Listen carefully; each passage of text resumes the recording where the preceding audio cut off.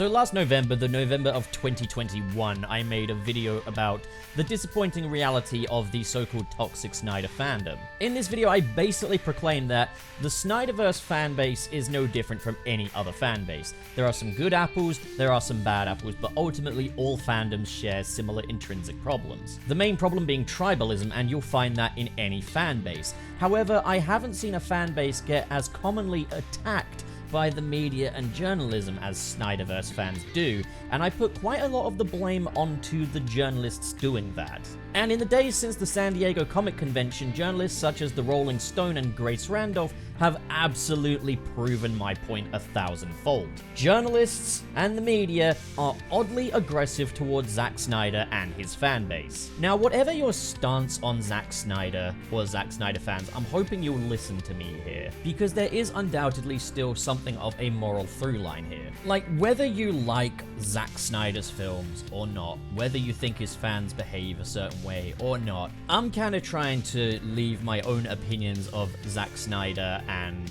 the Snyder films and the Snyder fans at the door to create this video, which I'm trying to be somewhat objective on.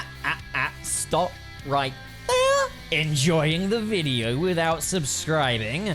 Terrible. You know what to do. Hit that subscribe button, and if you've done that already, why not hit the like button as well to propel us up the ranks of the YouTube algorithm, raising the underdog. And okay, can't even joke about this one. Yeah, if you guys would like to go over to the Patreon and consider making a monthly pledge to help me get this content out there and make our voices heard as well, that would be sick. Thank you.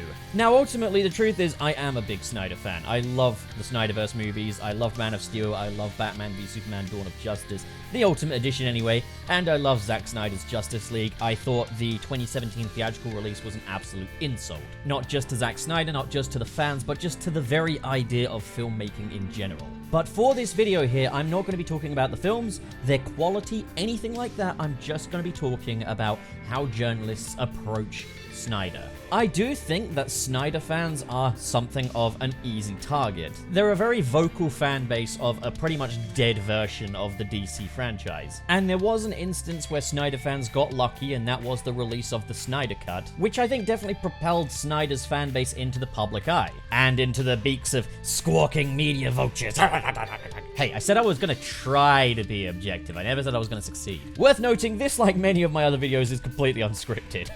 So this could take many shapes by the end of it. But you'll still get more cohesion than some of the journalists mentioned today. So the Rolling Stones article basically seems to suggest that we have bots to thank for the release of the Snyder Cut. That not only did bots propel this campaign forwards, they were also paid for by one Zack Snyder. And that it's estimated that 13% of the people campaigning for the Snyder Cut were bots. And not only that, but Zack Snyder harassed Warner Brothers to get certain executives removed from the credits of this project. So let's look at the story they're trying to convey here. They use a lot of very strong wording here. They use the word toxic more than once, just completely out of the blue. Just like, and it started a toxic movement. How is the movement toxic? Tell me. Oh, fans want a movie to be released. How toxic. So apparently, now, sit down. This is the real blockbuster here. Apparently, this campaign was a whopping 13% bots. No, you heard me right. 13. The big 1-3. What? Okay, that doesn't actually sound like that much, to be honest. That'd be like saying, this campaign was 87% real. 87's still good. I bet if the film got an 87% on Rotten Tomatoes, you guys would be really damned upset. But apparently, Zack Snyder also made calls to Warner Brothers to have 2 producers' credits removed from the film. Those 2 producers being 2 of the people that were in charge of 2017's version of Justice League. You know, the highly vandalized and neutered version of the film. Yeah, he didn't want them credited on the project, which was his version, which they did subsequently ruin in 2017. Reasonable, to be honest. So let's introduce the details that the Rolling Stone failed to mention. Jeff Johns and John Berg, the 2 producers that Zack Snyder did not want credited on the project, were 2 of the people that spearheaded Justice League 2017. This was a production that took advantage of Zack Snyder's own personal family grievance to reverse engineer the film into something a lot more corporate with Joss Whedon at the helm. So when Snyder got to release his version of the film, he didn't want those 2 credited. Oh, poor Wickle producers that took advantage of Zack Snyder. Poor guys. Oh, poor Wickle guys. And apparently, poor Warner Brothers had to deal with numerous phone calls from the Snyders about having those credits removed. Oh. Yeah, no, this didn't come out objective, did it? I mean, look, one end has all the power in the world. The other end is a film director. Now, I'm not saying film directors are like the most oppressed people in the world, no way. But like, there's a clear, a clear disparity here. So let's say if Zack Snyder, in the face of all that, did get some marketing firms out there, did get some bots running campaigns. First things first, those bots raised 6 figures for the American Suicide Prevention Fund, in honor of Zack Snyder's daughter, Autumn. So toxic, am I right? The Rolling Stone seems to think so. God, don't you just hate it when people raise money for charity? Ah, damn you. But also, put it this way, if Zack Snyder hired bots to push a narrative forwards and get his cut of the movie out, I would say that's pretty dang charitable considering what was done to him by this studio. God, I can't believe that Zack Snyder wanted to give Warner Brothers a film to release during the Corona period. That is so freaking toxic, yo! But a reality check for everyone now. This is not just for the journalists, it's also for the fans that are of the belief that campaigning can get them everything. I think the fan campaigns only made up a very small percentage of the reason why the Snyder Cut ever got released. It is in part also thanks to the fact that coronavirus had come around and production had shut down on other projects. Warner Brothers could have needed something to release, and Zack Snyder took that opportunity to show them the Snyder Cut, and they were the ones that said yes to it. So this goes out to journalists and fans everywhere. There's still every chance that the fan response could have been as big as it were, and Warner Brothers could have just kept ignoring it. Now, while the Rolling Stones article very much looks at the past, or at least its version of the past, through its skewed moral lens, Grace Randolph is instead communicating with Snyder fans that want to look to the future and restore the Snyderverse. Now, Jim Lee was pretty clear at the San Diego Comic Convention that Warner Brothers right now have no plans of following through on Snyder's ideas. They're going forward with their new DC Extended Universe version 2, and that doesn't mean that we're going to see everything that Snyder brought in thrown away. We will still see parts of Snyder's plan adapted to this new plan, and we might already kind of be seeing that as well, as Ben Affleck seems to be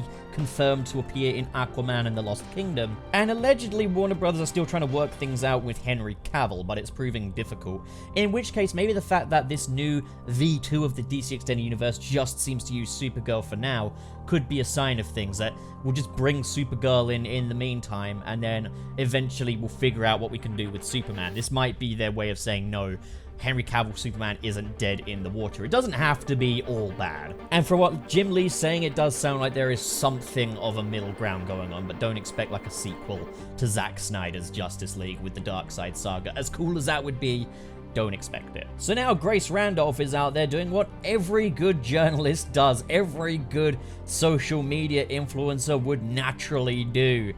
Lashing out at people. I'm gonna put on my best Grace Randolph voice. You Snyder fans are getting played. I'm trying to help you retain some dignity. But that's cool. Do you? The Snyderverse is never coming back. In large part because many of you are so toxic. You made your own bed. I hear the new Warner Brothers Discovery leadership doesn't want to engage you. So not even entertaining the idea of bringing the Snyderverse back. The story should leak at some point. Just cleaning up the mess. I don't know, I think that was pretty good. So yes, Grace Randolph, the two-time ridiculed by DC Extended Universe directors, modern DC Extended Universe directors Grace Randolph. Warner Brothers aren't a film studio interested in potential profit. They want to parent us, they want to raise us, they want to tell us, you Snyder fans can't always get what you want, because you're so toxic raising all that money for charity, how dare you? No, but this fan base in particular is very, very toxic. You know, it's not like Star Wars fans have a problem, or MCU fans have a problem. No, Snyder fans. Also, Ms. Randolph, if you're now saying that there's no interest in restoring the Snyderverse to any degree, do you admit that your post from March 11th, 2021 might be rubbish? Do you admit that there's no validity to what you say? Do you admit that maybe Kathy Yan and James Gunn were right about you, Grace Randolph? Or maybe you just had a bad experience on Twitter, which caused you to lash out. I mean, yeah, every good journalist is definitely influenced by the reception they get online. Yeah, no, definitely. Thumbs up there. Oh, Grace. Oh, Grace. Miss Randolph. Yep, these are professional journalists, alright? People that get paid to spout BS. And it's like the Rolling Stone, for instance, even if there was a semblance of truth to that, it's not really that bad when you look at it. Honestly, it's genuinely really easy to end up on the right side of this whole debacle. One's a bereaved filmmaker that just wanted to throw a bone to their fans. The other's a multi-billion-dollar film studio. And if you're rooting for the studio, whether you like the films or not, you're an idiot. Apparently, Ray Fisher is directing hate to the journalist that wrote the Rolling Stone article. But hi, their name is on the article. They did that to themselves in writing a crap article and then putting their name on it. Ray Fisher has absolutely no obligation to protect them by hiding their name. Guys, are you out of your mind? Now again, I'm not saying that the Snyderverse fanbase and Snyder and everyone involved with him can do no wrong. No way. No way, and there are some Snyderverse fans that really make me want to puke. For real. And I don't think Zack Snyder helped his public image by doing a live stream with a bunch of trashed YouTubers. One of which, just recently on his Universal Studios trip, compared the statue of the Jebediah Springfield to Derek Chauvin and George Floyd. Hey, Alex! Alex, come here! They have a memorial to George Floyd. Oh my gosh!